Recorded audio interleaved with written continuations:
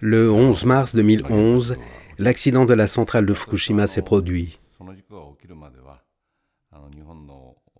Jusqu'à cet accident, puisque la technologie nucléaire du Japon était d'un haut niveau, j'étais persuadé qu'au Japon, un accident tel que celui de Tchernobyl n'arriverait jamais.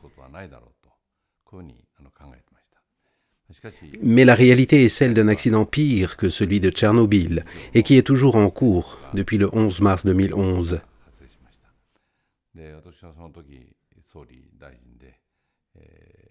Premier ministre à l'époque, j'ai dû y répondre, endossant la responsabilité de l'État. Et ma plus grande angoisse a été que l'accident ne s'amplifie davantage, entraînant une évacuation de grande ampleur.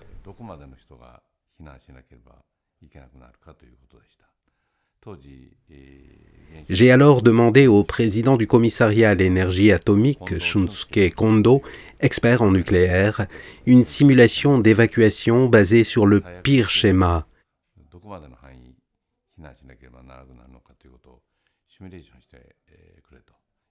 J'ai reçu son analyse alors que nous étions au cœur de l'accident.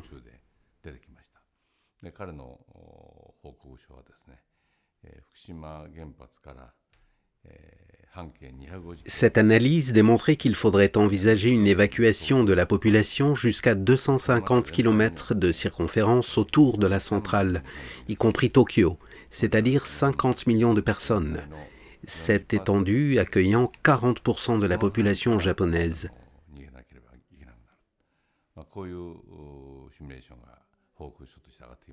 Quand j'ai lu ce rapport que nous avons appelé « Simulation du pire scénario », j'ai alors pris conscience que cet accident pouvait signifier la disparition du Japon, ou pour le moins de sa moitié. Et j'ai dû admettre que nous étions confrontés à la pire des crises.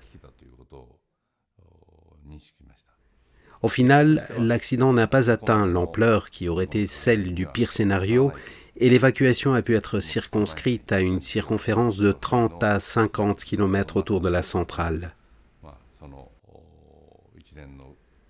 Au cours de cette année, j'ai douloureusement compris qu'un accident nucléaire provoquait sur la population des dommages bien pires qu'une guerre dévastatrice.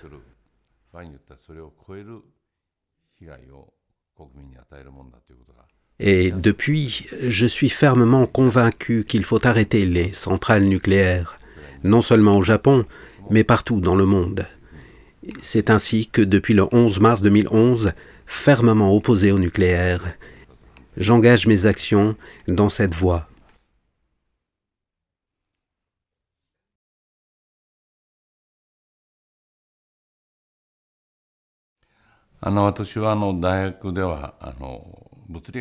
À l'université, j'ai étudié la physique. J'avais par conséquent un certain savoir sur le nucléaire. Et bien sûr, j'étais lucide sur les dangers de la bombe atomique et j'avais conscience du danger potentiel des centrales qui, elles aussi, fonctionnent par réaction nucléaire. Mais en ce qui concerne les centrales nucléaires, comme je vous l'ai dit tout à l'heure, je pensais qu'un tel accident n'arriverait pas, que l'excellence de la technologie japonaise était assez confirmée pour en assurer la maîtrise. Mais c'était faux.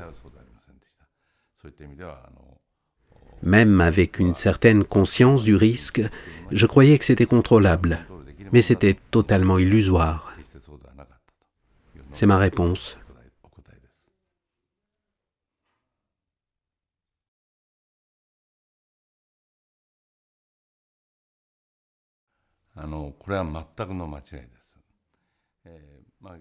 C'est complètement erroné. Certaines personnes prétendent que les centrales sont propres en faisant des comparaisons avec la combustion du charbon ou du pétrole qui rejette du CO2 en grande quantité, ainsi que d'autres gaz toxiques.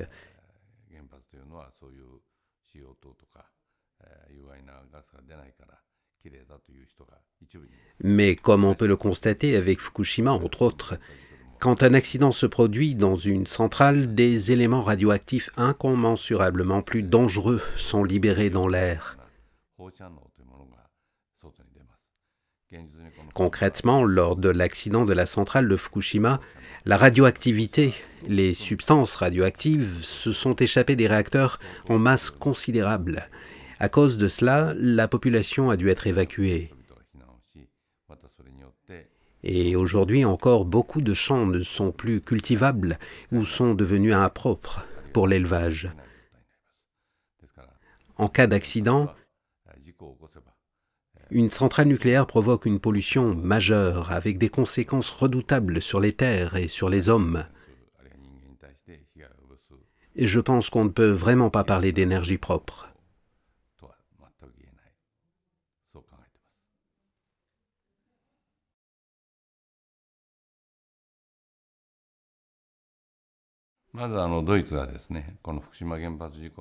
Après l'accident de Fukushima, en Allemagne, la chancelière Merkel a pris aussitôt la décision d'abandonner totalement le nucléaire à échéance de 2022. Et je lui témoigne une grande considération pour cette décision.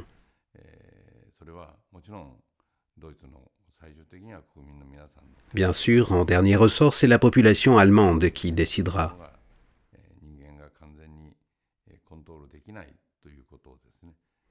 Mais je pense que la chancelière Merkel a aussi pris conscience du fait que le nucléaire n'était pas maîtrisable par l'être humain. En revanche, la France, comme les États-Unis, est un pays qui construit beaucoup de centrales.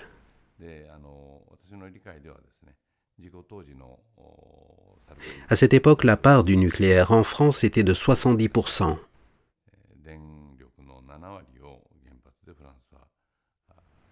Le président Sarkozy a offert la coopération de la France pour la gestion de l'accident.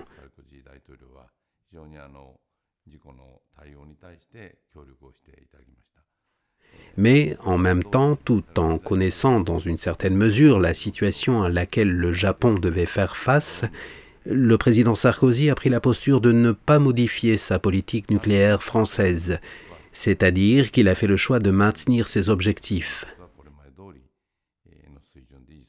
C'est ainsi que je l'ai analysé. Ensuite, avec le président Hollande, il a été décidé de baisser de 70% à 50% la part du nucléaire. Un léger mouvement vers une réduction du nucléaire s'est dessiné. J'ai entendu dire que le président actuel soutient aussi cette démarche.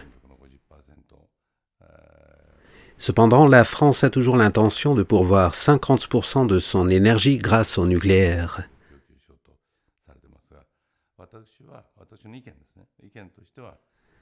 De mon avis personnel, la France devrait reconsidérer ce choix. Parce qu'un accident nucléaire, comme le montrent les cas des États-Unis à Three Mile Island, de l'ancienne Union soviétique à Tchernobyl et du Japon à Fukushima, la France ne peut pas certifier qu'il n'y en aura jamais.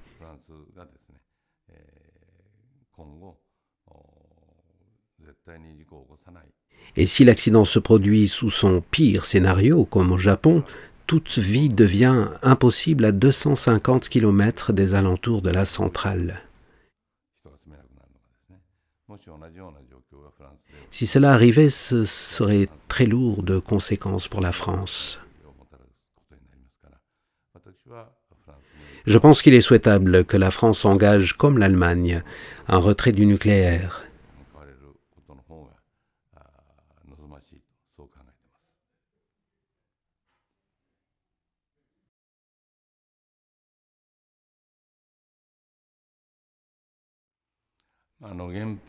Une centrale nucléaire et une arme atomique fonctionnent sur le même schéma.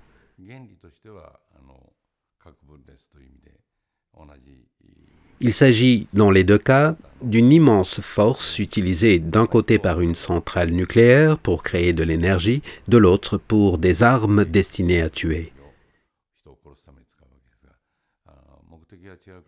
Même si la finalité est différente, le principe de fonctionnement est le même.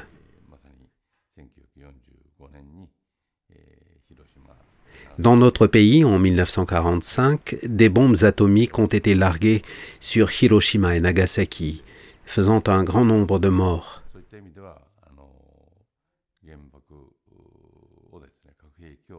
Alors, l'abolition des armes nucléaires est un souhait cher au peuple japonais.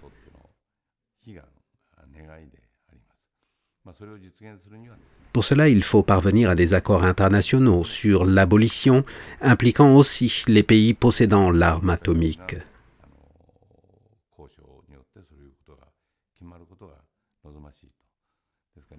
Je pense que le monde entier doit aller vers l'abolition des armes atomiques.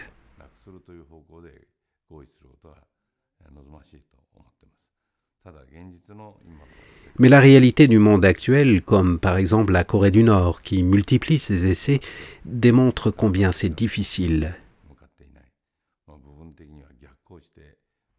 Et il y a même dans certaines parties du monde un retour en arrière avec une course à l'armement. Vu de cet angle, à mon très grand regret, la situation actuelle ne semble pas s'orienter vers une abolition, mais au contraire, vers une escalade.